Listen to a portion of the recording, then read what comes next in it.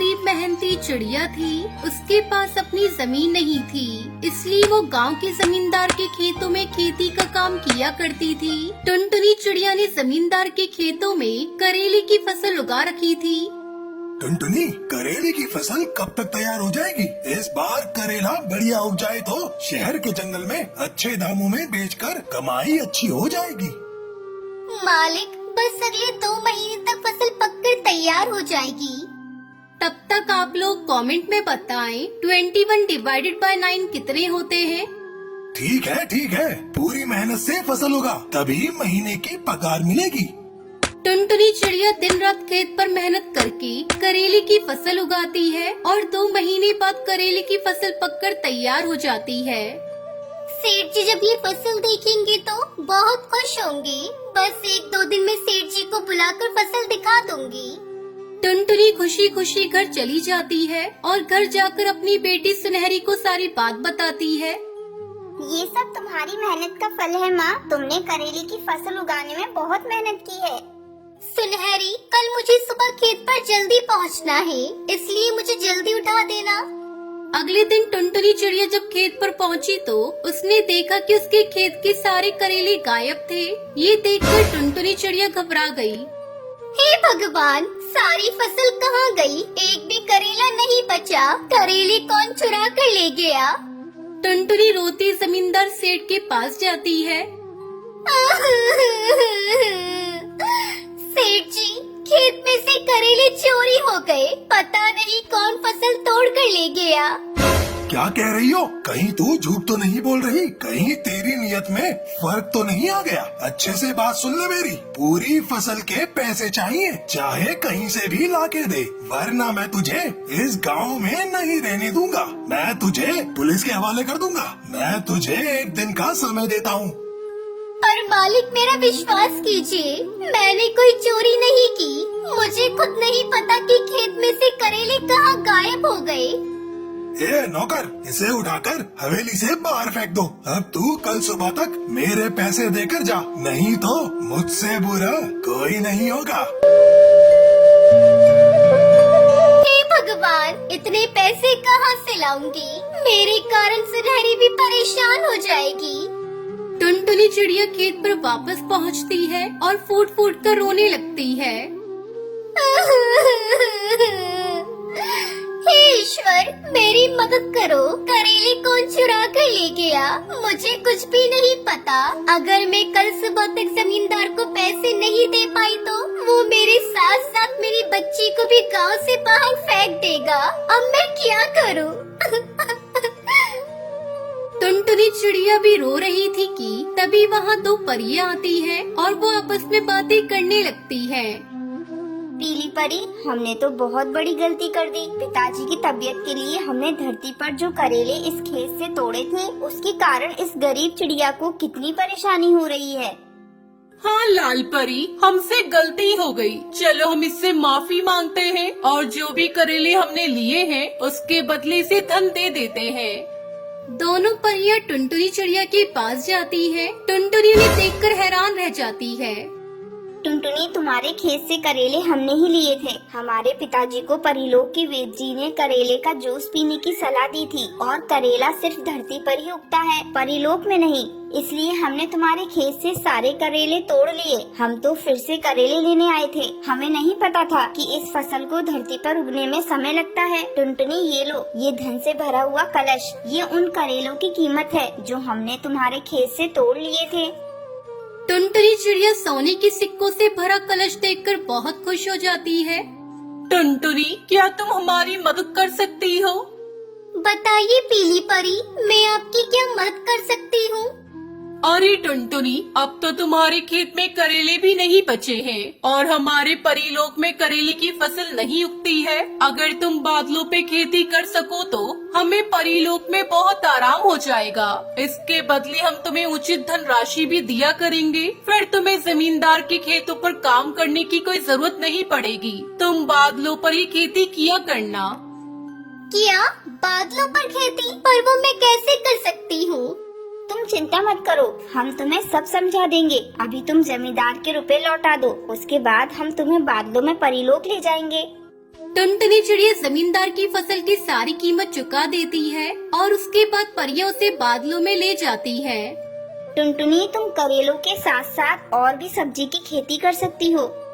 जी परी, मैं कल सुबह से ही खेती के काम में लग जाऊंगी और आपका बहुत बहुत शुक्रिया जो आपने बादलों पर मुझे खेती करने की अनुमति दे दी। टुनटुनी चिड़िया बादलों पर बने खेतों में करेले की खेती के साथ साथ और सब्जी की भी खेती करना शुरू कर देती है और अपनी बेटी के साथ खुशी खुशी रहने लगती है। कश्मीर में बहुत समय पहले टुनटुनी नाम की एक खिलौने बेचने वाली चिड़िया रहती थी। अच्छे खिलौने होने के कारण सारे पक्षी टुनटुनी चिड़िया से ही खिलौने खरीदते थे। उस गांव में एक और खिलौने बेचने वाला कौवा रहता था। उसका नाम कालू था। वो टुनटुनी से बहुत जलता था। वो यही सोचता था कि कैसे टुनटुनी को परेशान किया जाए। पापा खिलौने, पापा खिलौने। बहन जी, वो लाल रंग का खिलौना देना मेरे बच्चे को। ये लो बेटा। दीदी, मुझे वो नीले रंग की गाड़ी दे दो। अरे ये क्या, इतनी भीड़ लगाकर खड़े हैं पर फिर भी मुझसे कोई खिलौने खरीदने नहीं आ रहा है। ले लो रंग बिरंगे खिलौने ले लो। मैं खिलौने बेचता हूँ, कबाड़ नहीं। दाम कम, खिलौना अच्छा, एक बार खरीदने के बाद चले सालों साल। अरे ये क्या, बाजार में किसी ने इस तरफ मुड़कर भी नहीं देखा। लगता है सबके सब बहरे हो गए हैं। लगता है कुछ न कुछ तो गड़बड़ है। टुनटुनी के पास जाकर देखता हूँ, वहीं पर ज्यादा बच्चे हैं। अरे क्या हुआ कालू भाई, तुम यहाँ क्यों आ गए? असल में वहाँ बच्चे नहीं आ रहे हैं। तुम्हारे यहाँ तो बच्चे भीड़ लगाकर खिलौने ले रहे हैं, इसलिए सोचा इधर ही कुछ शुभ है। अरे कालू भाई, ऐसा कुछ नहीं है। असल में बात ये है कि पक्षी पैसा देकर अच्छा सामान खरीदते हैं। तुम भी अच्छे खिलौने दो तो बच्चे भी तुम्हारे पास भीड़ लगाकर खिलौने खरीदेंगे। कालू खिलौने वाला सोचते हुए बोलता है। बड़ा ज्ञान देने वाली बन रही है। रुक, तेरा ज्ञान निकालता हूँ। बहन, तुम यहाँ पर खिलौने बेचो और मैं तुम्हारी जगह जाकर खिलौने बेचता हूँ। ठीक है कालू भाई, जैसी तुम्हारी मर्जी। टुनटुनी, फिर ये मत कहना कालू भाई ने मेरे ग्राहक छीन लिए। दोनों हल्की सी हंसी हंसते हैं। नहीं कालू भाई, कोई किसी का भाग्य नहीं छीन सकता, तुम निश्चिंत रहो। दोनों ने अपनी जगह बदल दी। एक पक्षी उड़कर आता है और टुनटुनी खिलौने वाले की दुकान के सामने जाकर खड़ा हो जाता है, लेकिन वहाँ पर कालू अपने खिलौने बेच रहा होता है। बेटा, तुम्हें खिलौना चाहिए ना? अब बताओ कौन सा? अंकल, वो टुनटुनी दीदी कहाँ है? मैं उन्हीं से खिलौने लेती हूँ। कालू कौवा टुनटुनी चिड़िया की ओर इशारा करते हुए टूनी चिड़िया को बताता है। टूनी चिड़िया उड़कर टुनटुनी चिड़िया के पास जाती है। अगले दिन कालू कौवा चिंता में घूमता हुआ टुनटुनी चिड़िया के घर जाता है। तभी वो देखता है कि टुनटुनी अपने खिलौने बेचने के लिए खिलौने तैयार कर रही है और तभी टुनटुनी चिड़िया किसी काम से बाहर जाती है और कालू छुपके से उसके घर में घुस जाता है। फिर वो कुछ खिलौने खराब कर देने के बाद जब अपने घर वापस जा रहा होता है तो एक कबूतरी उसको उड़ते हुए देख लेती है। अरे ये तो कालू खिलौने वाला है, लेकिन ये इतनी तेजी से उड़ क्यों रहा है? लगता है कुछ तो गड़बड़ है। उसी दिन बाजार में टुनटुनी चिड़िया के पास लूसी कबूतरी खिलौने खरीदने आती है। दीदी, मुझे वो हाथी देना। ये लो बेटा। अरे दीदी, इस हाथी का तो पैर टूटा हुआ है। टुनटुनी, ये क्या टूटे हुए खिलौने दे रही हो बच्चों को? मैं तुम्हारे पास से खिलौने नहीं लूंगा। टुनटुनी दीदी, आप मुझे टूटे हुए खिलौने दे रही हो। तभी कालू आवाज लगाते हुए बोला। आइए आइए, रंग बिरंगे खिलौने, मजबूत खिलौने, अच्छे खिलौने, बिना टूटे हुए खिलौने मिलेंगे। मेरे पास आइए, इधर आइए। तभी बच्चे उड़कर कालू खिलौने वाले की दुकान पर चले जाते हैं और उससे खिलौने खरीदने लगते हैं। अगले दिन टुनटुनी चिड़िया खिलौने लेकर बाजार गई, लेकिन फिर से उसके खिलौने टूटे हुए निकले। आज बाजार में कालू के पास बहुत भीड़ थी। सभी पक्षी कालू से खिलौने खरीदने लगे। सभी पक्षियों ने टुनटुनी चिड़िया को ठग और झूठा समझना शुरू कर दिया और इधर कालू तरक्की कर रहा था। ये सब देखकर टुनटुनी चिड़िया चौंक गई और टुनटुनी चिड़िया मन ही मन सोचने लगी, ये कालू का ही काम है, लेकिन मैं साबित नहीं कर पाऊंगी। अगर मैं सच्ची हूँ तो एक दिन सबको सच जरूर पता चल जाएगा। अब कालू कौवे को और लालच आ जाता है। वो मिट्टी के खिलौने बिना पकाए उन पर रंग करके बेचने लगा और पक्षियों को ठगने लगा और बच्चों को पागल बनाने लगा। अगले दिन हंसते हुए कालू खिलौने वाला अपने घर पहुंचा। अरे सुनती हो, कहाँ हो? कल से ज्यादा मुनाफा करना है आज, तो और खिलौनों को अच्छे से रंग करो। मैं बाजार जा रहा हूँ। कालू कौवा बाजार के लिए निकल जाता है। रास्ते में कालू को टुनटुनी चिड़िया मिली। अरे टुनटुनी, बाजार नहीं जाओगी? नहीं, मैं बाजार नहीं जाऊंगी। मैं उसी दिन बाजार जाऊंगी जिस दिन गांव वाले मुझे बुलाएंगे। टुनटुनी चिड़िया दूसरे गांव में गली गली घूमकर अपने खिलौने बेचने लगी। वो जोर जोर से आवाज लगाती। ठंडी में उसे बहुत कष्ट होता था, पर इसके अलावा टुनटुनी के पास और कोई दूसरा रास्ता नहीं था।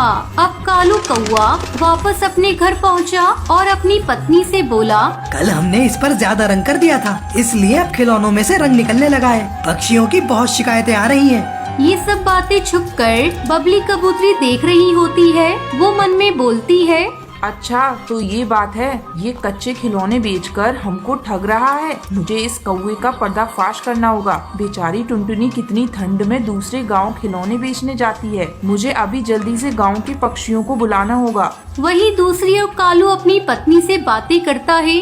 आज रंग में पानी मिलाते हैं। बबली कबूतरी कालू के घर के बाहर चिल्लाने लगती है, अरे कोई है? अरे सब के सब कहाँ गए? अरे कोई है? अरे सब कहाँ हो? देखो कालू भाई क्या कर रहे हैं। देखो इतने दिनों से तुम लोगों ने कच्ची मिट्टी खरीदी है और पक्की मिट्टी का भाव दिया है। देखो देखो कालू भाई क्या कर रहे हैं।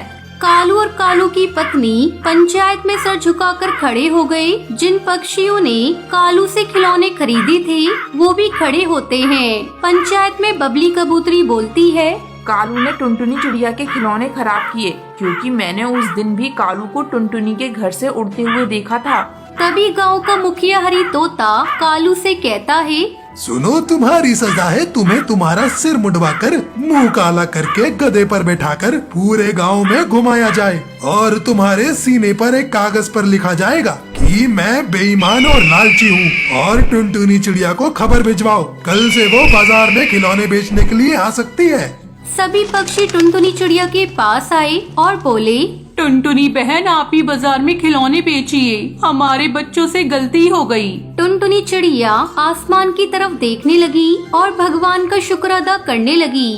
तो दोस्तों, इस कहानी से हमें क्या शिक्षा मिली, आप लोग कमेंट करके जरूर बताएं।